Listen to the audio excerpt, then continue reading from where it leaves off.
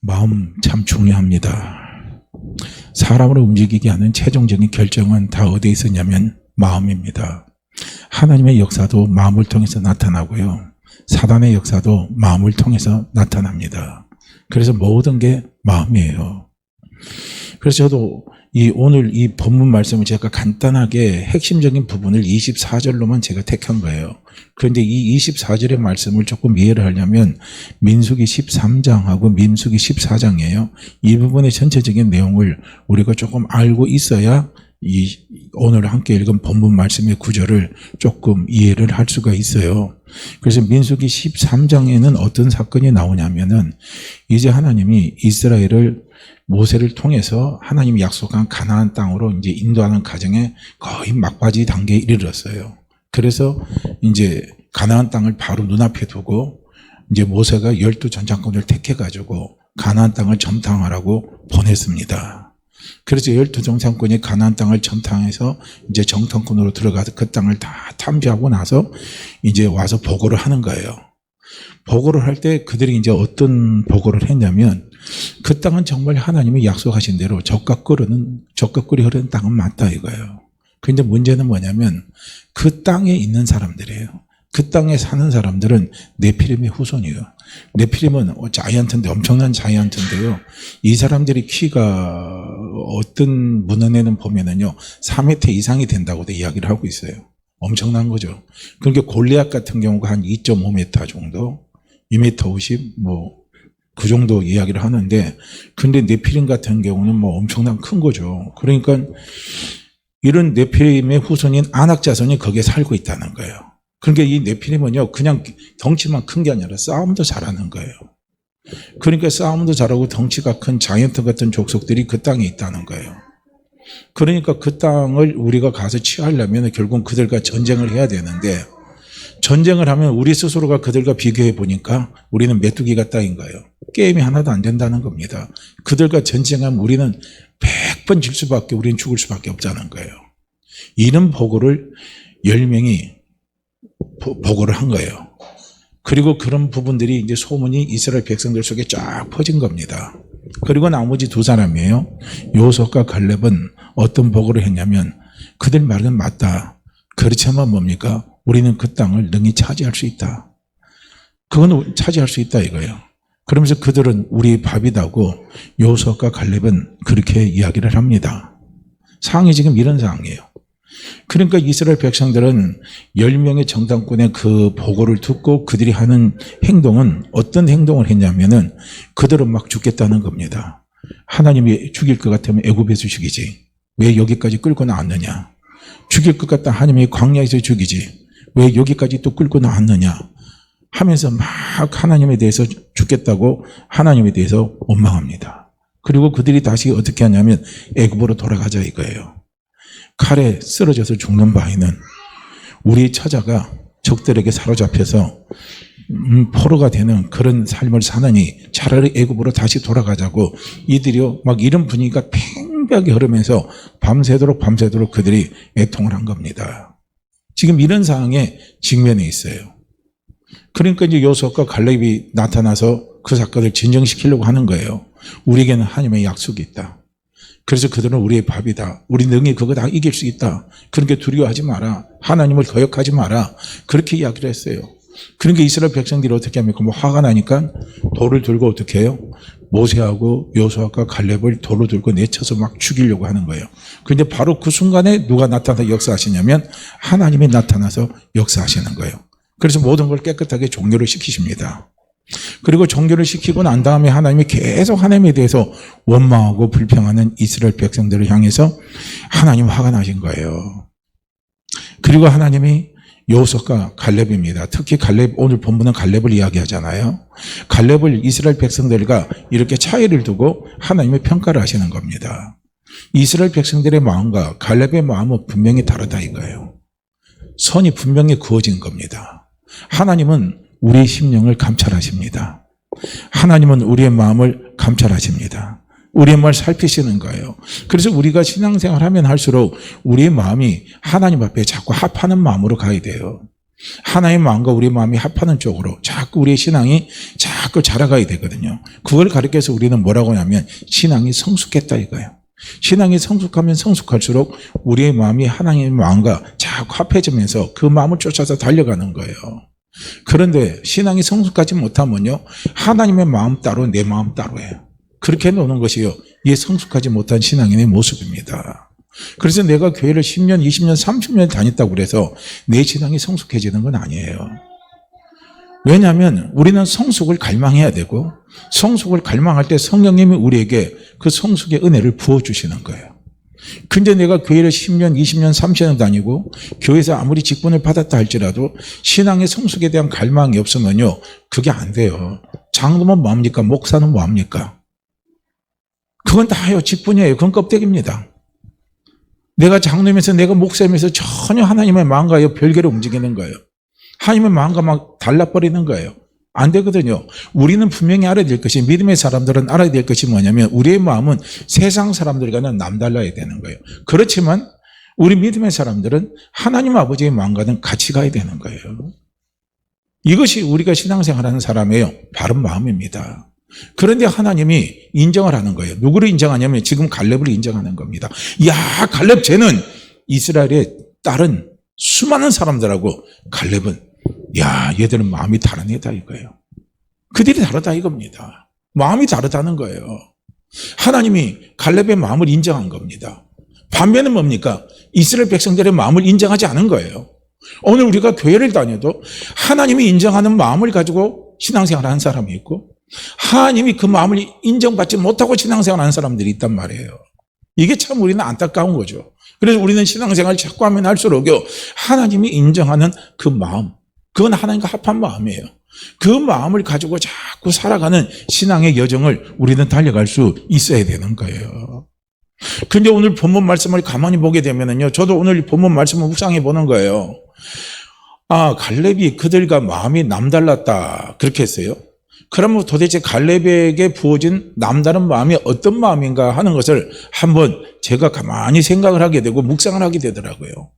그래서 묵상을 해보는데 13장과 14장 사이의 말씀을 이렇게 쭉 보게 되면은요, 분명히 갈렙은 이스라엘 백성들 마음이 남다르더라고요.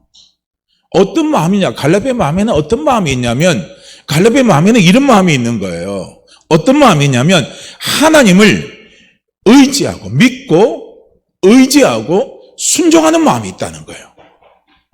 하나님 아버지를 믿고 의지하고 순종하는 마음, 그 마음이 갈렙에게 있고 그 마음이 여호수아에게 있던 거예요. 그런데 이스라엘 백성들에게는 그 마음이 없는 거예요. 하나님 아버지를 믿는 마음이 없어요. 하나님 아버지를 의지하는 마음이 없어요. 하나님 아버지께 순종하는 마음이 없어요. 그저 자기의 그 순간순간 그 필요를 채워주고 필요를 채워가기 위해서 하나님 아버지는 존재하는 분으로만 그들은 인정을 하고 있는 겁니다. 이게 너무 참 안타깝고 너무너무 안타까운 거예요. 하나님이 우리를 하나님의 형상대로 만들어 놓으시고 하나님이 우리 인간들에게 주시는 오복이 있어요. 아담과 하와에게 주신 5가지 복이 있잖아요. 그 복이 어떤 복입니까? 생육하고 번성하고 충만하고 정복하고 다스리는 복이에요. 이 오복을 하나님이 하나님의 형상대로 만들어 놓은 우리에게 하나님이 주셨어요. 그런데 이 오복을 누릴 수 있는 비결이 어디 있느냐 이거예요. 이 오복은요, 생육하고 번성하고 충만하고 정복하고 다스리는 이 5가지 복은요, 우리 인간의 힘으로 누릴 수 있을 것 같아요? 내 노력으로 누릴 수 있다고 생각하세요? 이건 하나님이 주신 거기 때문에, 하나님이 주신 은혜가 아니고서는요, 우리는 그 복을 누릴 수가 없어요. 내가 아무리 그 복을 누리고 싶어도요, 오복을 우리는 누리질 못해요. 그건 뭡니까? 하나님이 주셔야만이 누릴 수가 있는 거예요. 생육이에요. 오늘날 젊은 사람들 한번 보세요. 지금 심각하잖아요. 우리나라 결혼 안 하는 거잖아요. 결혼을 안 해요. 참 심각하죠. 또 결혼했어요. 아이를 안 낳아요. 심각하잖아요. 또 아이를 어떻게 해서 아이를 낳는데 하나밖에 안 낳아요. 2명은 안 낳아요. 이것도 심각한 거잖아요. 2명 이상은 낳아줘야 되는데 안 되잖아요. 지금요. 생육이 안 되고 번성이 안 되는 거예요. 지금요. 여기에 지금요, 우리나라가 지금 탁 부딪혀 있는 겁니다. 심각하게 지금 부딪혀 있는 거예요. 왜 그러냐? 그걸 갖다가 따지고 들어가면요, 제일 첫 번째가 뭡니까? 자신이 없다는 거예요. 결혼해서 가정을 꾸려갈 자신이 없다는 거예요. 결혼은 했지만 자녀들 낳아서 자녀를 잘 키울 자신이 없다는 거예요. 하나도 버겁다는 거예요. 하나도 버거운데 둘을 어떻게 키울 수가 있느냐, 이런 말을 합니다. 그런데 그 중요한 요인 가운데 하나가 뭐냐면요, 경제력인 거예요. 힘들다는 거예요. 어렵다는 겁니다. 누가 키우려니까요? 내가 키우려니까. 내가 키우려니까 어렵고 힘든 거예요. 봐요. 오복이 안 되는 거예요. 생육이 안 되는 거예요. 생육이 안 되는데 번성이 따라오겠습니까? 번성은 물 건너가는 거죠. 그러니까 우리나라도 심각한 현상이 생긴다는 거예요. 지금 사회적인 문제로 또 하나 떠오른 게 뭐냐면 운동형 청년들이 있잖아요. 지금 일본은 이미 이런 부분들이 우리보다 더 심각하대요. 그런데 우리나라도 지금 그게 일본보다 속도가 빠르게 지금 진행되고 있다는 거예요. 그러니까 운동형 청년은 뭐냐면은 사회생활 하다가 학교 다니다가 적응을 못한 거예요. 아픔을 당한 거예요. 상처를 받았어요. 그래서 사회 나가는 게 두려운 거예요. 사람 만나는 게 두려운 거예요. 비행공포증을 가지고 있는 겁니다. 그래서 혼자만의 방 안에서 혼자 갇혀서 사는 거예요. 어떤 사람은 그걸 30년을 살았대요. 어떤 사람은 지금 38년을 살고 있답니다. 바깥에는 못 나가는 거예요. 참 안타까운 거죠. 스스로의 그 부정적인 틀 안에서, 공포의 틀 안에서, 두려움의 틀 안에서 갇혀가지고 자기가 갖고 있는 방 안의 공간이 그게 전부인 겁니다. 그것이 가장 안전하다고 생각하는 거예요. 낮과 밤을 거꾸로 산다는 거예요. 컴퓨터하고 유튜브를 친구 삼아 산다는 겁니다. 그런 게 사회에 적용을 못한다고 하죠. 적응을 못한대요. 지금 이런 부분들도 지금 심각한 문제로 지금 우리나라에서 지금 떠오르고 있습니다. 자, 이런 부분에 다 가장 근원적인 게 뭐예요? 근원적인 게 뭐냐고요? 자신감이 없는 거예요. 자신감이 없어요. 자신감이 없으니까 바깥으로 못 나가고, 자신감이 없으니까 결혼도 못하고, 자신감이 없으니까 가정 꾸리기가 어렵고, 자신감이 없으니까 자녀 양육하는 것도 힘들다 이거예요. 다 말 들어보면 틀린 말은 아니에요. 문제는 뭡니까? 거기에서 머물러 있으면 끝나는 거예요. 그걸 우리는 극복할 수 있어야 되는 거죠. 그걸 치고 일어나서 달려갈 수 있어야 되는데 그게 안 되면 그냥 거기서 머물러 버리면 그냥 거기서 끝나는 거예요. 내 개인적인 삶도 끝나는 거고, 내가 속한 우리 집안도 끝나는 거고, 내가 속한 있잖아요, 우리나라도 끝나는 거고, 모든 게 다 거기서요 무너지기 시작하는 거예요. 모든 것의 시작은 다 나로부터 시작하는 거예요. 내가 되면 되게 돼 있고, 내가 죽으면 다 죽게 돼 있어요. 모든 건 다 나로부터입니다. 누구를 탓하기 전에요, 나로부터 시작이 돼야 되는 거거든요. 자, 지금 이 젊은 사람들이, 말씀드린 젊은 사람들이 가지고 있는 마음이 오늘 사회적으로 팽배해진 마음입니다. 지금 이 세상 사람들이 가진 마음이에요. 이 세상 사람들이 가진 마음이 어떤 마음이에요? 무엇이 축복이라고 생각합니까? 지금요, 사람들이 행복이라고 생각하고 축복이라고 생각하는 게 그런 마음이에요. 어떤 마음입니까? 건강하게 사는 거, 오래 사는 거, 자녀들이 잘 되는 거, 가정이 그냥 평탄한 거, 그 다음에 내 남편이 직장에서 그냥 무탈하게 그냥 승진하면서 가는 거. 이제는 이사도 되길 원치 않는데요, 보니까. 이사 되면 그냥 하루아침에 그냥 파리 목숨으로 날아간다고 해서 이제 이사도 안 한대요. 그냥 부장자리에서 오래오래 머물다가 자식들 그냥 장가 보낼 때까지, 그 결혼시킬 때까지 잘 머물다가 가면 좋겠다고 한대요, 지금요. 세태가 지금 그렇게 지금 바뀌어가고 있는 거예요. 이게 지금 세상 사람들이 알고 있는 보편적인 마음입니다. 이게 지금 보편적인 가치관이고요. 오늘 우리도 마찬가지인 거예요. 내가 세상적인 사람의 마음을 가지고 우리가 살아가면요, 참 힘들어요. 우리에게 부딪혀오는 환경을 우리는 이길 수가 없어요. 그걸 치고 나갈 수가 없습니다. 성경은 분명히 우리에게 이야기합니다. 나의 의는 7번 넘어질지라도 다시 일어나라 말합니다. 다시 일어나라. 일어나서 달려가라 이거예요. 그렇게 7이라는 건 완전 수입니다. 남들이 볼 때는 이 조건 저런 조건 이런 환경 때문에 완전히 무너져서 더 이상 일어날 수 없는 상황이 됐다 할지라도 하나님의 마음은 뭡니까? 그래도 너만은 일어서라 이거예요. 그래도 너만은 일어서서, 그래도 너만은 일어서서 달려가라 이거예요. 이게 하나님 우리를 향한 마음이에요.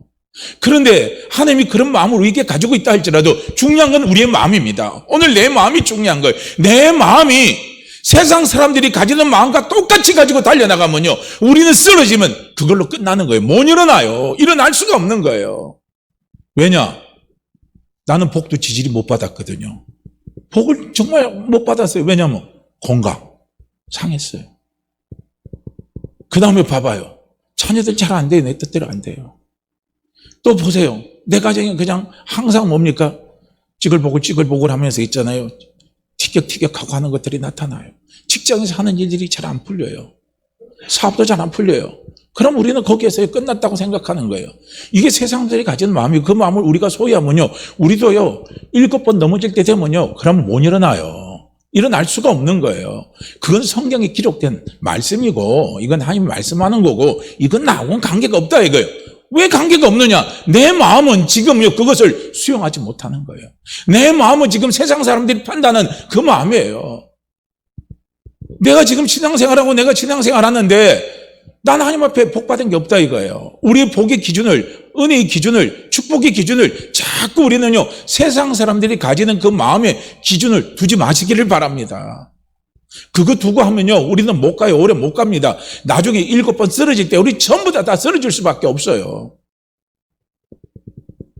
무엇이 은혜인 줄 아십니까? 7번 쓰러질 때 일어날 수 있는 마음이 은혜입니다. 그게 은혜예요. 그게 축복입니다. 그게 기적이에요. 병은 고쳤지만 안병 고쳐놨지만요 문제는 뭡니까? 7번 쓰러지 일어나지 못하면 그거 아무 의미가 없어요. 자꾸 예수 믿는 우리는 거기에다가 하나님의 축복과 하나님의 은혜의 기준을 거기에다가 두지 마시고, 오늘 본문 말씀처럼 하나님이 주신 진짜 은혜가 뭐냐? 내게 남다른 마음을 하나님이 부어주시는 거예요. 세상 사람과 다른 마음이 내 속에 채워지는 거예요. 그 마음이 자꾸 내 안에 생겨지는 거예요. 그 마음으로 내 마음이 충만하게 채워지는 거예요. 그 마음이 어떤 마음입니까? 갈렙에게 하나님이 부어주신 마음이에요. 갈렙에게 성령님이 부어주신 마음이에요. 그 마음이 어떤 마음이냐면 하나님 아버지의 약속을 믿고 의지하고 순종하면서 달려가는 마음입니다. 할렐루야. 그 마음이 남다른 마음이라는 거예요. 이 마음이 하나님이 우리에게 주신 진짜 은혜입니다. 정말 은혜예요. 우리는요 신앙생활을 하면 할수록요 우리 안에 자꾸 하나님 부어주시는 이런 남다른 마음이 우리 안에 자꾸요 생겨져야 되고, 이런 마음이 우리 안에 충만해져야 되고, 이런 마음으로 우리가 인담을 받고 사는 삶이요 우리에게 사실 돼야 돼요. 내가 여호와 하나님 아버지를 믿는 거예요. 내가 여호와 하나님 아버지를 의지하는 거예요. 내가 여호와 하나님 아버지를 아버지의 말씀에 순종하면서 달려가는 거예요. 자, 그런 마음이 우리 속에요 충만하게 차오져 있으면요 우리 마음에 저절로요 담대함이 생깁니다. 우리 마음에 저절로 뭐가 찾아와요? 평안함이 찾아오게 되어 있습니다. 할렐루야.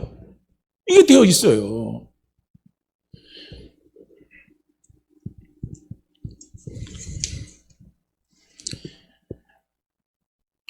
마가복음 9장 23절 말씀에 보면요 이 말씀이 나와요. 예수께서 이르시되 할 수 있거든이 무슨 말이냐? 믿는 자에게는 능치 못할 일이 없느니라 라고 말씀했어요. 이 말씀은 누구에게 하신 말씀이냐면 간질병 걸린 아이의 아버지가 그 병을 고침받기 위해서 예수께 찾아나왔어요. 근데 그때 예수님이 산에 올라가셨어요. 근데 제자들이 나가서 이 병을 고쳐달라고 하니까 제자들은 못 고쳤어요. 근데 나중에 예수님이 이제 오셔가지고 예수님한테 이제 찾아간 겁니다. 그러면서 이 아이 아버지가 뭐라고 했냐면 할 수 있거든 우리 아이 병을 좀 고쳐주세요 하고 예수님께 정중하게 요청했습니다. 그러니까 예수님이 무슨 말씀합니까? 그 아이 아버지께 이야기하는 거예요. 할 수 있거든이 무슨 말이냐 이 사람아. 할 수 있거든이 무슨 말이냐 이거야. 믿는 자에게 능치 못함이 없다 이거야. 믿는 자에게는 못하는 게 없다는 거예요. 이 말은 뭡니까? 네가 나를 믿는다면 능치 못할 일이 없다 이거예요. 안 되는 일이 없다 이거예요. 이걸요 이 아이 아버지에게 예수님이 말씀을 하시는 거예요. 예수님이 가르쳐 주시는 거예요. 그럴 때 이 아이 아버지가 뭐 하냐면 우리 아이를 고쳐주세요, 우리 아이를 고쳐주세요 하고요. 그 말을 듣고 나서 아이 아버지가 그렇게 예수님께 요청한 게 아니에요.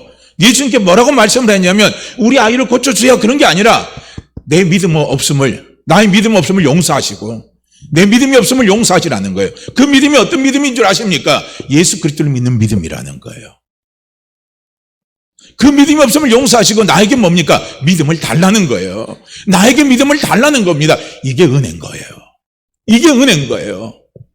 오늘 우리는 신앙생활을요 10년, 20년, 30년을 하던 중요한 건 뭡니까? 지금 이 아이 아버지처럼요 지금 내 마음 속에는 어떤 믿음의 마음으로 지금 내 마음이 지금 되어 있느냐를 볼 줄 알아야 된다는 거예요. 하나님은 우리의 심령을 감찰하십니다. 하나님은 내 심령을 감찰하고 계셔요. 내 심령을 감찰하면서 우리의 마음을 하나님은 알고 계시면서 우리의 마음속에 어떤 믿음이 있는지 어느 믿음의 수준인지를 하나님 아버지는 아신단 말이에요. 우리는 자꾸요 병만 고쳐달라, 오래 살게 할라, 뭐 직장에서 잘 되게 해달라, 그것도 틀린 건 아니지만요 너무 그런 데만 우리는요 계속 꼴똘하게 우리는요 집착되어 있어요. 그런데 아까도 말씀드렸잖아요. 오복입니다. 오복이요. 이 오복을 누릴 수 있는 비결은 뭐냐면 하나님 아버지의 약속을 우리가 믿고 의지하고 순종하면 오복은 열리게 돼 있습니다. 오복은 따라오게 돼 있다니까요. 문제는 뭡니까? 우리가 믿고 의지하고 순종하는 게 안 되는 거예요. 그 마음이 우리 속에요 부족하다는 거예요. 마음은 원인데 현실 속에서는 그게 잘 안 되는 거예요. 그 안 되는 그 현실을요 우리는 자꾸 보질 않는 거예요. 살피질 않는 거예요. 지금 내 마음이 어떤 마음인가? 자꾸 뭐 내 마음에 거짓말을 하고 내 마음에 뭐 부정적인 생각을 하고 내 마음에 뭐 남에 대한 상처로 가득 차 있고 이런 것 같고 이런 것만 살피지 말고 그것보다 더 중요한 거예요. 가장 중요한 겁니다. 그게 뭐냐면 내 마음에 정말 하나님 아버지의 약속을 내가 믿고 의지하고 순종하는 마음이 있느냐 없느냐 이거예요. 그 마음이 어느 정도 되느냐 이거예요. 이걸 우리는 살필 수 있어야 된다는 거예요. 근데 그건 하나도 살피질 않고 가면요 믿음의 성숙이 이루어지질 않는 거예요. 믿음의 성장이 이루어지질 않는 거예요. 우리는 그걸 살필 줄 알아야 된다는 겁니다. 사실 요수하고 갈렙이 받은 축복이 뭡니까? 최고로 우두머리가 된 거예요. 진짜 머리가 된 겁니다. 이스라엘을 한 시대 이스라엘을요 한 세대를 끌어간 사람들이었어요. 이 요수아과 갈렙이 그거까지나요. 모세의 후계자로 요수아가 선정이 됐잖아요. 요수아 끝나고 난 다음에 사사시대에 가면요 첫 번째가 누구인 줄 아세요? 요수아 다음에 찾아온 게 갈렙이에요. 이 사람들이요 이스라엘을 끌고 갔어요. 우두머리가 됐어요. 머리가 됐어요. 뛰어난 사람이 됐어요. 우린 천부 그건 사모하죠. 우리 자녀 뛰어난 자녀 되기를 원하고 우리 민족 뛰어난 민족 되기를 원하고 우리나라가 뛰어난 나라가 되기를 원하고 우리 교회가 뛰어난 교회 되기를 원하고 다 원해요. 저도 뛰어난 목사가 되기를 원해요. 그거는 원하는데 문제는 뭡니까? 그것을 이룰 수 있는 마음이 돼 있어야 된다는 거예요. 그런데 그 마음을 우리는 살피질 못해요. 왜 내게는 뛰어난 아들이 없을까? 왜 내게는 뛰어난 능력이 없을까? 왜 우리 교회는 뛰어난 사람이 없을까? 막 이런 것만 갖고 우리는요 생각하고 갈등하고 괴로워하는 거예요. 아니에요. 요수아 갈렙이요 뛰어난 사람으로 하나님 앞에 리더로요 택함을 받은 중요한 반석이 되는 게 있어요. 중요한 게 있어요. 그게 뭐냐면 그들이 마음이 남다른 거예요. 남다른 마음이 어떻게 했냐면 여호와를 하나님 아버지를 신뢰하는 거예요. 믿는 거예요. 의지하는 거예요. 순종하고 가는 거예요. 이것이 그들의 마음속에 차 있었다는 거예요.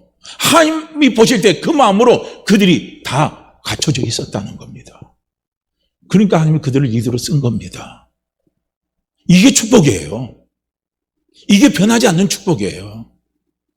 나머지 건강이나 장수나 자녀들이나 직장이나 사업은요 가변적인 것들이에요. 그건 있다가도 없고 없다가도 생길 수 있는 거예요. 없는 것을 있게 하는 게 뭡니까? 남다른 마음을 가지고 있으면 돼요. 할렐루야. 아브라함에게 하나님이 부어주신 마음이 바로 남다른 마음이에요. 바랄 수 없는 가운데 바라는 마음. 그 마음이 어떤 마음이냐? 하나님은 당신의 약속을 반드시 지키신다는 거예요. 그게 아브라함이 갖고 있는 남다른 마음이에요. 그 마음입니다. 그 마음이요. 오늘 우리도 마찬가지인 거예요. 아브라함은 분명히 믿어서 없는 것을 있는 것 같이 부르시는 하나님 아버지십니다. 우리가 남다른 마음을 가지고 있으면요 하나님 아버지의 약속을 우리가 믿고 의지하고 순종하는 마음이 우리에게 있으면요 없는 것 있는 것 같이 부르셔서 이끌어 가시고 하시는 분이 우리 하나님 아버지십니다. 그걸 우리는 봐야 된다는 거예요. 보세요. 왕의 신하가 예수님께 막 찾아서 막 간절히 호소해요. 뭐라고 해요? 우리 아이가 죽게 됐습니다. 우리 아이가 죽게 됐습니다. 예수님, 우리 아이 좀 고쳐주세요. 우리 아이 좀 고쳐주세요. 살려주세요 하고 막 매달렸어요. 그러니까 그 소식을 들은 예수님이 그 왕의 신하에게 이렇게 말씀을 하셔요. 요한복음 4장 50절에서 53절 사이가 이런 사건이 나오거든요. 그때 예수님이 50절에 이런 말씀을 하시는 거예요. 예수께서 이르시되 가라, 내 아들이 살아있다 하시니, 그 사람이 예수님께서 하신 말씀을 믿고 가더니, 믿고 의지하고 순종을 한 거예요. 갔잖아요. 갔는데 그 가는 도중에서 자기 집에 종형을 만난 거예요. 아이고 주인님, 아들이 열이 다 떨어졌습니다. 살아났습니다. 그러는 거예요. 그러니까 왕의 신하가 묻는 거예요. 야, 그게 언제적 일어났느냐? 언제부터 그랬냐니까 예수님이 자기에게 말씀을 하신 바로 그때라는 거예요. 내 아들이 살아났다. 말씀하신 바로 그때 그게 다 이루어졌다는 거예요. 보세요. 놀라운 역사가 나타나잖아요. 믿고 의지하고 순종하고 가는 거예요. 할렐루야. 이런 놀라운 역사가 일어나요. 죽을 것 같은 것도 살아나게 하는 거예요. 죽을 것 같은 것 우리는요, 죽는 것을 살려달라는 데 초점을 두지 마시고, 우리의 초점은, 우리의 믿음의 초점은, 우리의 은혜의 초점은, 우리의 강구의 초점은 어디에다 초점을 둬야 되냐면, 저에게 아버지의 약속을 믿고 의지하고 순종하는 마음을 주십시오. 이게 우리의 초점이 돼야 돼요. 왕의 신하의 아들이, 죽게 된 아들이 살아난 것에 대해서 초점을 두지 마시고, 어디에다 초점을 두라고요? 믿고 의지하고 순종하는 마음입니다. 이 마음에 초점을 두고, 내 마음이 이 마음으로 채워지기를 위해서 우리는 기도해야 되고, 이 마음을 부어달라고 우리는 성령님께 간구할 수 있어야 된다는 거예요. 이 마음이 아이를 살린 거예요. 이게 남다른 마음이잖아요. 이게 남다른 마음이에요. 혈류병 걸린 여인도 마찬가지 아니에요. 자기가 자기 방식대로 다 갔다가 마지막 그가 내린 결론은 뭡니까? 의지할 건 예수밖에 없다. 믿을 건 예수밖에 없다. 순종할 건 예수님의 말씀밖에 없다. 이 생각을 한 거 아닙니까? 그래서 그의 믿음의 대상이 되고, 의지의 대상이 되고, 순종의 대상이 되는 예수 그리스도가 온다는 소식을 듣고 갔잖아요. 갔는데 예수님과 직접 부딪히지 못한 거예요.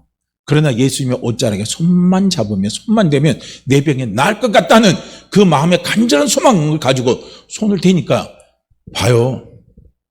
다 7번 넘어졌잖아요. 다 7번 넘어졌어요. 끝장이 났어요. 그런데 어떻게 합니까? 치유되고 회복되는 역사가 일어나는 거예요. 할렐루야.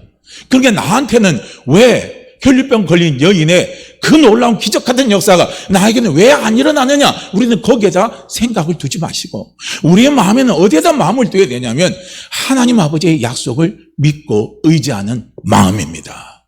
여기에 우리는요, 마음을 둬야 된다는 거예요. 우리의 마음이 그 마음으로 충만해지면요, 우리도 상상할 수 없는 놀라운 일들이 나타나요. 믿는 자에게는 능치 못함이 없습니다. 여호와 하나님 아버지를 의지하잖아요. 의지하는 건 도움을 구하는 거예요. 기도하는 거예요. 기도하는 겁니다. 누가복음 18장 말씀에 보면은요, 이런 말씀이 있어요. 누가복음 18장이에요.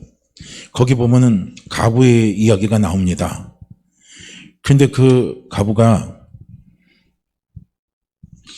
이제 불의한 재판관 앞에 가서 자기가 막 억울한 일을 당했어요. 그래서 불의한 재판관이에요. 그러니까 불의한 재판관은 어떤 사람입니까? 한마디로만 뇌물 안 주면 재판 제대로 안 해주는 사람이에요. 뇌물 먹고 그냥 돈만 있으면 그냥 유죄도 무죄로 만들어주는 게 이게 불의한 재판관이 하는 일 아니에요. 그런데 그 재판관의 가부가 막 계속 찾아가서 막 번거롭게 하는 거예요. 자기 문제 해결하려고 막 번거롭게 하니까 나중에 불의한 재판관이 생각이 달라지는 거예요. 이 여인의 간청을 들어주지 않으면 이 여자가 계속 찾아서 나를 괴롭힐 것이니까, 아이고, 이 여자 소원 들어줘야 되겠다. 예수님 비유로 말씀하시는 거예요. 그러면서 이 불의한 재판관이 말하는 말에 귀를 기울여 봐라 이거야. 그러면서 하나님이 말씀하시죠. 하나님께서 직접 택하신 백성이 밤낮 부르짖는데 원수를 갚아주지 않고 계속 그대로 주실 것 같느냐 이거예요. 그러니까 한마디로 말하면 아버지를 의지하고 달려가는 사람들은 반드시 아버지가 책임져 주신다는 소리죠. 그런 게 실망하지 마라 이거예요. 그런 게 절망하지 마라 이거예요. 내가 책임져 줄 테니까, 너는 절망하지 말고 너는 실망하지 말아라 이거예요. 이게 의지하는 거예요. 의지는 기도하는 거죠. 간구하는 거예요. 의지하니까 간구하는 거잖아요. 그리고 마태복음 7장에도 이야기하잖아요. 구하라 그러면 너희가 내가 주겠다 그러고 찾아라 그러면 찾는다 이거예요. 두드리라 그러면 열리게 해주겠다. 그러니까 아무리 악한 자라도 자식에게 좋은 거 줄 줄 알지 않느냐. 내가 구하는 자에게 좋은 거 주지 않겠느냐. 내가 좋은 거 주지 않겠느냐. 그러면서 기도하라는 거예요. 내게 구하라는 거예요. 믿고 구하라는 거예요. 의인의 간구는 역사는 힘이 많다고요. 야고보서 5장에서 이야기하고 있잖아요. 그러면서 엘리야를 이야기하잖아요. 엘리야도 우리와 똑같은 사람인데 엘리야가 비 오지 않기를 간절히 기도하니까 3년 6개월 동안 땅에 비가 오지 아니하고 엘리야가 또 기도하니까 또 비가 오게 되는 놀라운 기적을 일으키게 됐다 이거예요. 보세요. 하나님을 믿고 의지하는 자에게 하나님은 이런 놀라운 일을 일으키십니다. 우리는 기적에 초점을 두지 마세요. 내 삶에 왜 기적이 안 일어나느냐? 거기에 초점을 두면 우리는 오래 못 가요. 중요한 건 마음입니다. 하나님 아버지를 믿고 의지하는 마음이에요. 할렐루야. 이 마음이에요. 그래서 예수 믿는 우리는요, 자꾸 신앙생활을 하면 할수록 세상 사람들과 다른 남다른 마음이 우리 안에 자꾸 충만해져야 된다는 거예요. 세상 사람들은 돈을 의지해요. 세상 사람들은 사람을 의지해요. 세상 사람들은 권력을 의지해요. 세상 사람은 자기 백그라운드를 의지해요. 세상 사람은 자기 배운 지식을 의지해요. 세상 사람은 자꾸 건강을 의지합니다. 아니에요. 우리는 그런 것 갖고 하지 마시고 우리가 오직 우리가 믿고 의지하고 순종하고 따라갈 것은 하나님 아버지의 약속이라는 겁니다. 오늘 여호수아과 갈렙이요 그렇게 큰 소리 친 이유가 어딘 줄 아십니까? 여러분 여호와를 거역하지 마세요. 여러분 두려워하지 마세요. 우리는 그 땅을 얼마든지 그들이 자이언트를 할지라도 우리는 그 땅을 우리가 다 취할 수 있습니다. 이유는 어디입니까? 하나님의 약속이 우리와 함께 하신다는 거예요. 그들이 아무리 힘이 장대하고 강해도 그들에게는 하나님이 함께 하질 않습니다. 그러나 우리에게는 누가 함께 합니까? 하나님이 함께 하신다는 거예요. 하나님의 약속이 함께 하신다는 거예요. 그래서 하나님이요 우리를 지켜주시고 우리를 책임져 주신다는 거예요. 그 마음이 여호수아과 갈렙에게 꽉 차 있는 겁니다. 그래서 그들을 담대하게 만든 거예요. 하나님이 우리에게 주신 오복을 누릴 수 있는 비결은요, 하나님의 약속을 믿고 의지하고 순종할 때요 우리는 그 복을 누릴 수가 있습니다. 우리는요, 분명히 우리 자신을 보시기를 바랍니다. 나는 누군가를 분명히 보고요, 그걸 저는 믿으시기를 축복합니다. 자, 보세요. 예수 믿기 전, 예수 믿고 난 후 분명히 보세요. 예수 믿기 전에는 나는 누구예요? 죄인입니다. 분명히 죄인이에요. 저도 엄청난 죄인이었어요. 하나님 안 믿었어요. 하나님 가지고 조롱한 사람입니다. 교회를 향해서 손가락질한 사람이고요. 목사들을 향해서 손가락질한 사람입니다. 난 교회 다니는 사람이 가장 싫었어요. 그런 죄인이었습니다. 그리고 저는요, 예수 믿기 전에는요, 저는 죄의 종입니다. 이 죄의 종은 다른 말로 한다면요, 마귀의 자녀라는 거예요. 내가 예수 믿기 전에 내 영적인 아비는요, 우리가 인정하든 안 하든 다 영적인 아비가 있어요. 그 영적인 아비가 마귀입니다. 예수 믿기 전에 내 영적인 아비는 마귀예요. 마귀는 어떠냐? 거짓의 아비예요. 마귀는 멸망의 영입니다. 그래서 우리 인생이 아무리 행복하게 살고 싶고 이 세상이 아무리 행복하게요 살아가는 유토피아적인 세상을 원해도요 이 세상의 아비는 누구냐면 마귀입니다.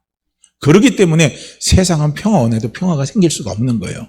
왜냐하면 마귀는 멸망의 영이고 마귀는 거짓의 영이기 때문에 그럴 수밖에 없어요. 자, 이 세상의 부모들도 한번 보세요. 요즘은요 비정상적인 부모 이야기가 인터넷에 많이 도배돼서 나옵니다. 정말 이해할 수 없는 부분이 많이 나와요.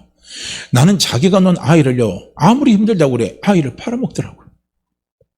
우리 아이 하나 낳았는데 이 아이 얼마에 사가세요? 하고요. 인터넷에 거래를 올려놨어요. 야, 저는 그거 보면서 이게 지금 제대로 된 거냐 이거. 이 부모가 제대로 된 부모냐 이거예요. 참 납득이 안 가는 거예요. 그리고 어떤 부모는 막 뭐 부부간에 뭐 서로 사이가 안 좋은지 몰라도 아이를 그냥 아이한테 화풀이 다 하는 거예요. 그냥 개 패듯이 아이를 패맡기고 그리고 그 아이를 그냥 방치해둬 버리는 거예요. 그리고 어떤 부모는 봐봐요. 오락에 미치고 술에 미쳐가지고 아이가 밥을 먹든지 안 먹든지 며칠씩 방치하고 굶어 죽이고. 봐요. 그래요. 상상이 안 가요. 자기가 남편에게 받는 스트레스를 이번에 다니엘 기도에도 나오잖아요. 하나님이 옳습니다 하는데 그 간증할 때 봐봐요. 남편 관계가 안 좋은 스트레스 받으니 그걸 누구한테 다 풀어요? 아이한테 다 풀잖아요. 매질을 하기 시작하고 다 때리고 그렇게 하잖아요. 이게 정상적인 부모입니까? 다 비정상적인 부모예요. 이번에 여수에서 봐서요. 자기 아이 냉동실에 죽여놓고 갖다 놔버렸잖아요. 이거예요. 그리고 우리가 저도 보면은 CTS나 아니면은 EBS나 이게 방송 한번 봐봐요. 거기에 세이브든 칠들은 이렇게 나오는 거 보면은 도와달라고 할 때 보면 엄마 아빠가 나를 때려요. 난 집에 들어가는 게 무서워요. 오늘도 나는 방에 혼자 무서워서 공포에 떨고 있어요. 이런 게 나와요. 엄마 아빠는 나를 미워하는가 봐요. 비정상적인 부모입니다. 비정상적인 부모는 자기 유익을 위해서요. 아이를 팔아먹어요. 비정상적인 부모는 아이의 미래를 생각하지 않아요. 아이의 미래를 하나도 생각 안 합니다. 아이의 미래가 망하든 뭐하든 결국 아이 미래를 생각하지 않고 아이에게 자기 모든 것을 다 거기다가요. 화풀이하고 다 그렇게 비정상적인 부모는 아이의 인생을 망쳐버립니다. 마귀가 그런 거예요. 마귀가 그런 겁니다. 우리의 인생을 망치게 하고 우리의 영을 망치게 하고 내 영혼력을 다 망치게 하는 게 이게 바로 마귀입니다. 우리가 예수 믿기 전에요. 바로 이 마귀의 자녀였던 거예요. 절대 그래서 마귀는요. 자녀에게 축복을 안 합니다. 절대로 축복 안 해요. 자기가 지옥에 들어가서 엄청난 지옥의 불고동에서 고통받는 거 알면서도 자기 새끼들은 다 끌고 거기로 가버리는 거예요. 이게 마귀가 하는 짓입니다. 그래서 마귀의 자녀가 되면은요. 지옥의 불고동에 갈 수밖에 없는 거예요. 지옥이 어디 있느냐 이거 거짓말 치는 거예요. 천국이 어디 있냐 거짓말 쳐요. 성경은 천국과 지옥에 대해 분명히 이야기하고 있잖아요. 그래서 우리는 예수 믿기 전에는요 이렇게 죄인이었고 죄종이었고 마귀의 자녀였고요. 우리는 지옥에 갈 수밖에 없어요. 그래서 우리는요 고통 가운데 저주 가운데 살아갈 수밖에 없어요. 이게 예수 믿기 전에는 압니다. 근데 예수 믿고 난 다음에는요 분명히 달라졌어요. 확실히 달라졌어요. 우리는 뭐가 됐어요? 의인이 됐습니다. 죄인이 의인이 된 거예요. 할렐루야. 의인은 뭡니까? 하나님의 약속을 받은 사람이라는 거예요. 아버지의 약속을 받은 사람이에요. 그리고 우리는 의의 종이 됐습니다. 약속의 종이에요. 약속의 종은 다른 말로 하면 하나님의 자녀입니다. 우리가 하나님의 자녀가 됐어요. 그리고 하나님이 우리 아버지가 됐습니다. 그리고 우리는 천국 가게 됐어요. 그리고 우리는 하늘의 상급을 바라보면서 살아가는 사람이 됐어요. 하나님 우리를 떠나지 않습니다. 하나님 우리를 버리지 않습니다. 하나님 우리와 영원히 함께 하시면서 하나님은 나를 도와주십니다. 이것이 예수 믿고 난 후에 변화된 우리입니다. 하나님의 약속이에요. 내 너를 버리지 않고 내 너를 떠나지 않고 내 너와 함께 하리라. 내 너를 도와주리라. 그리고 그 하나님 아버지는요 자기가 택하신 자, 자기가 부른 자, 자기의 사랑을 입은 자, 택함을 받은 자는요 모든 것이 합력해서 하나님은 손으로 갖다 주시잖아요. 로마서 8장 28절에서 이야기하잖아요. 하나님을 사랑하는 자, 그 뜻대로 부르심을 입은 자들에게는 모든 것이 합력해서 손으로 갖다 주신다는 거예요. 최고의 축복으로 갖다 주시는 거예요. 하나님 우리에게 주신 최고의 축복으로요. 하나님이 모든 것을요 하나님 그렇게 해요. 종지부를 찍어 주신다는 거예요. 이게요 의인의 삶입니다. 이게 약속받은 자의 삶이에요. 하나님은 이것을 우리에게 약속하셨습니다. 자, 그렇다면 한번 생각해 보세요. 내가 이 하나님의 약속을 믿고 가는 거예요. 이 하나님의 약속을 의지하고 가는 거예요. 이 하나님의 약속에 우리는 순종하고 가는 거예요. 이 마음이 우리 안에 충만해지면 두려움이 있어요, 없어요? 두려움이 있어요, 없어요? 그래도 염려가 돼요? 자꾸 생각해 보세요. 이 마음입니다.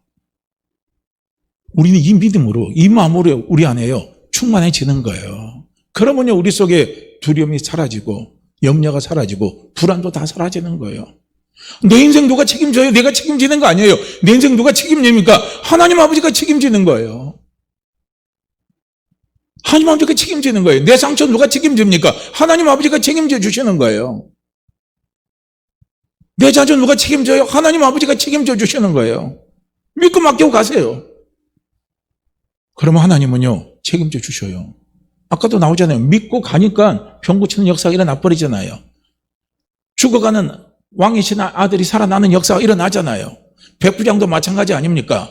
백부장이 자기의 신하가, 자기의 종이 중풍병에 걸려서 쓰러졌잖아요. 못 일어났잖아요. 그래서 이중께 찾아가서 간구하잖아요. 그럼 내가 너희 집에 가서 내가 기도해 줄게. 뭐라고 하니까 백부장이, 주님 우리 집에 안 오셔도 됩니다. 말씀만 하시면 내 종이 병이 난 줄 믿습니다. 그 말 한 거예요. 그러니까 예수님은 내 믿음대로 될지어다 하고 말씀하시잖아요. 그리고 그 말씀 믿고 백부장이 가니까 어떻게 합니까? 중풍병자가 고치는, 자기 종이 중풍병에서 나음을 받는 놀라운 역사가 일어나 버렸잖아요. 이런 역사가 다 일어나는 거예요. 그러니까 우리는요 이런 하나님의 약속을 우리는 받았어요. 하나님은 약속이죠. 히브리서는 맹세라고 그랬습니다. 우리는 하나님의 맹세를 받은 사람이에요. 그렇기 때문에 우리가 이것을요 믿고 의지하고 순종하는 게 우리에게 중요한 겁니다. 믿고 의지하고 순종하는 것은요 우리가 하나님 아버지 앞에 구할 몫입니다. 아버지의 약속을 믿게 해주세요. 아버지의 약속을 신뢰하게 해주세요. 아버지의 약속을 의지하고 가게 해주세요. 아버지의 약속에 내가 순종하며 달려갈 수 있도록 성령님 도와주세요 하고요 우리가 도움을 구하는 겁니다. 그 마음으로 내 마음이 채워질 수 있도록 도와달라고요 우리는 기도하는 거예요. 그러면요 그 마음이 우리 안에 채워질 때요 우리도 요셉과 갈렙처럼 그렇게 말하는 거예요. 그들은 우리의 밥이다. 두려워하지 마라. 걱정하지 마라 이거예요. 얼마든지 말할 수 있어요. 얼마든지 우리는 담대할 수 있고요. 우리는 얼마든지 평안할 수가 있는 겁니다. 문제는요 마음입니다. 지금 내 마음이 세상 사람들이 가지고 있는 마음으로 내 마음이 치우쳐서 거기에 끌려가고 있느냐, 아니면 지금 내 마음이 하나님이 주시는 그 약속을 쫓아서 믿고 의지하고 순종하는 부분으로 내 마음이 채워져서 지금 달려가고 있느냐, 지금 어떤 것이냐 이거예요. 이 부분을 우리는 볼 수 있는 눈이 열려져야 된다는 겁니다. 그래서 기도하시길 바라요. 하나님, 세상 사람들과 남다른 마음으로 살아가게 도와주옵소서. 세상 사람들과 남다른 마음으로 달려갈 수 있도록 도와주시옵소서. 도와주시옵소서. 정말 하나님 앞에요 우리가 간곡히 기도해야 됩니다. 간곡히 그분의 도움을 주심을 구해야 돼요. 그것이 되면은, 그것이 반석이 되면 다른 것들은요 세워지게 돼 있어요. 다른 것들은 얼마든지요 이거는요 바뀌어지게 되는 놀라운 일이 나타나게 되어 있습니다. 마음이 문제입니다. 마음이 문제예요. 문제는 마음입니다. 마음이 안 바뀌면요 세상 사람과 똑같은 마음을 가지고 가면요 우리는 이스라엘 백성들이 안악자손 앞에서 하나님의 약속이 있는데 그 약속을 마지막 성취해 갈 때 안악자손이라는 엄청난 장애물이 있어요. 그 장애물 때문에요 우리는 포기하는 거예요. 하나님이 약속하지만 하나님은 그 약속을 하나님이 책임지시는 거예요. 하나님이 그 일을 이루시는 거예요. 내가 하는 게 아니란 말이에요. 그걸 보셔야 돼요. 지난번 제가 이제 임을반하고 정리할게요. 끝낼게요. 신유 이렇게 집회하시는 선교사님 제가 이제 동영상을 봤어요. 그러니까 그 선교사님이 그러더라고요. 여러분, 믿는 사람들에게는요 기적이 다 따라와요. 이적이 다 따라와요. 그거 믿으세요? 이거 믿으세요? 이거 다 따라와요. 다 나타나요. 거기 그러면 귀신을 쫓아내고 예수 이름으로 귀신 쫓아내고 병든 자에게 손 주면 병고침 다 나아요. 그렇게 하더라고요. 여러분들 누구나 다 할 수 있어요. 그 말 들 때 어떤 반응이 딱 들려요? 어떤 반응이 와요? 그냥 니니까 하지. 난 안 되더라. 이 생각이 딱 들어와요. 저도 딱 그 말을 할 때 그런 반응이 딱 들어오는 거예요. 당신이니까 계속하지 나는 잘 안 되더라 이거야. 그러니까 그분이 뭐라는 줄 아세요? 안 되는 게 어디 있어요. 될 때까지 하면 된다는 거예요. 될 때까지 가라는 거예요. 저긴 될 때까지 했대요. 그걸 될 때까지 해버려요. 그럼 역사가 나타난다고. 맞는 말이에요. 틀린 말 아닙니다. 믿고 의지하고 순종하면요, 그런 남다른 마음이 있으면요, 될 때까지 하는 거예요. 그런데 우리는 그 마음이 부족한 거예요. 그 마음이 부족하니까 내 생각대로 몇 번 해서 안 나면 안 난다고 그냥 끝나버리는 거예요. 그 사람은 믿으니까, 그 사람은 의지하니까, 그 사람은 순종하니까.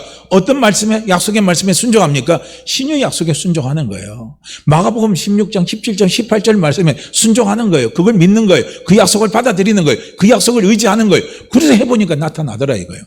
그러니까 여러분들 누구나 다 할 수 있대요. 근데 그 일을 일으킨 사람도 똑같은 소리예요. 그 사람뿐만 아니라 다른 사람 똑같이 말해요. 다 할 수 있대요. 누구나 다 할 수 있대요. 우리는 다 된대요. 근데 문제는 뭡니까? 나는 왜 안 되냐 이거예요. 우리는 그 사람의 말이 의심할 거 없이요. 문제는 내 마음이라는 거예요. 내 마음. 내 마음이 지금 어느 편에 있느냐. 내 마음에 지금 어떤 것이 지금 내 마음에는 어떤 마음으로 지금 충만해져 있느냐를 봐야 돼요. 하나님의 약속을 믿고 의지하고 순종하는 마음이 충만해졌다면 그런 역사가 나타나요. 그런 일들이 나타납니다. 그런 일들이 어떻게 해요? 따라오는 거예요. 따라오는 거. 내가 따라가는 게 아니라 따라오는 겁니다. 따라오면요, 나는 하루아침에 유명한 사람이 돼버려요. 안 돼도 유명한 사람이 돼버리는 거예요. 따라가려고 하니까 힘이 드는 거지. 따라오면 쉬운 거예요. 물질도 따라오면 돈 버는 게 어렵지 않아요. 내가 물질을 따라가려니까 힘이 드는 겁니다. 권력도 따라오면 힘들지 않아요. 권력을 따라가려니까 힘이 드는 거예요. 따라오는 겁니다. 따라와요. 누구에게 따라오느냐? 남다른 마음을 가진 사람에게 하나님의 축복은 따라옵니다. 하나님의 약속의 은혜는 따라와요. 나타납니다. 할렐루야. 그래서 우리 모두가 다 늘 내 마음을 한번 살펴보시길 바라요. 살펴보시고 내 마음이 정말 하나님 아버지가 예수 그리스도를 통해서 주신 약속을 믿고 의지하고 순종하는 마음으로 살아가고 있는지 아닌지를 한번 자꾸 살펴보시면서요, 그 마음으로 충만해지고 그 남다른 마음으로 살아갈 수 있기를 위해서요, 자꾸 깨어서 기도하시는 우리 모두가 되기를 주의 이름으로 축복합니다. 자, 우리요, 민수기 14장 우리 24절 말씀 함께 읽고 같이 기도합니다. 민수기 14장 24절입니다. 함께 읽죠. 그러나 내 종 갈렙은 그 마음이 그들과 달라서 나를 온전히 따랐은즉 그가 갔던 땅으로 내가 그를 인도하여 드리리니 그의 자손이 그 땅을 차지하리라. 그러나 내 종 갈렙은 그 마음이 그들과 달라서 나를 온전히 따랐은즉 그가 갔던 땅으로 내가 그를 인도하여 드리리니 그의 자손이 그 땅을 차지하리라. 그러나 내 종 갈렙은 그 마음이 그들과 달라서 나를 온전히 따랐은즉 그가 갔던 땅으로 내가 그를 인도하여 드리리니 그의 자손이 그 땅을 차지하리라. 아멘. 우리 함께 같이 기도합니다. 하나님, 남다른 마음으로 살아가게 도와주옵소서. 아버지의 약속을 의지하고 믿고 의지하고 순종하는 마음으로 살아갈 수 있도록 도와주옵소서. 그 마음으로 충만해지게 하옵소서. 함께 같이 기도합니다. 오 할렐루야. 하나님 아버지, 감사하고 감사합니다.